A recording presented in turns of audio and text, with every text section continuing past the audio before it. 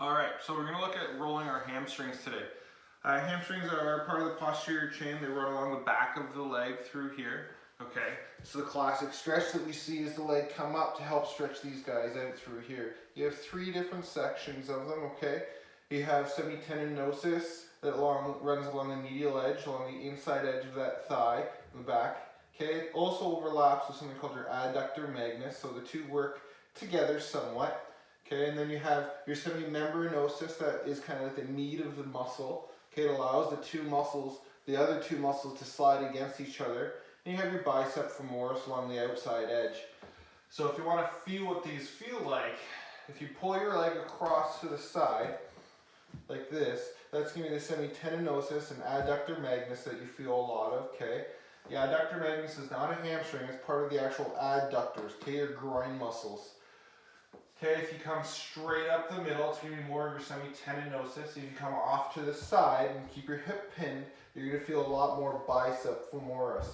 So if you take a belt or a strap along the arch of your foot and you pull your leg in those directions, it can really help you identify which ones may be affected. With all that being said, I'm going to use a foam roller on the ground. I'm going to use a ball on an elevated surface to roll through these tissues. So pretty straightforward. I'm going to start either at the edge of my knee or up along the edge of my hip, and then roll, as always, creating a general survey across the tissue.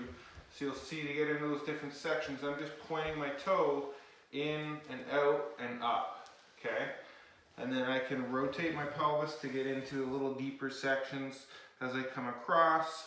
Okay, you can even lean directly on top of the outside edge of that hamstring. Beauty.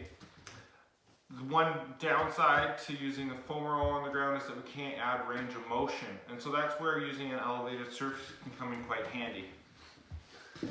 So using an elevated surface, what we can do instead is that we can still do a general survey where now I'm rolling along.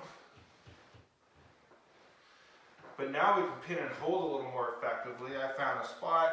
I can now overpressure by using my hand or my body weight to apply pressure.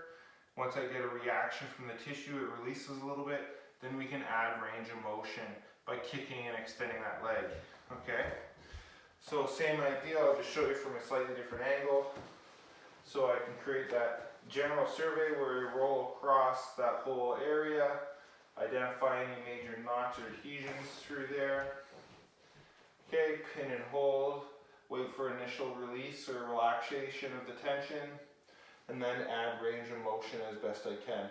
The better posture you have, the more effective this will be for sure, because it allows the pelvis to rotate and tilt and things like that. That being said, if you need to get a lot of pressure on there, you might need to compromise position overall just a little bit. Work with those, see how that goes. As always, if you have any questions, reach out to me and let me know. Good luck, have fun.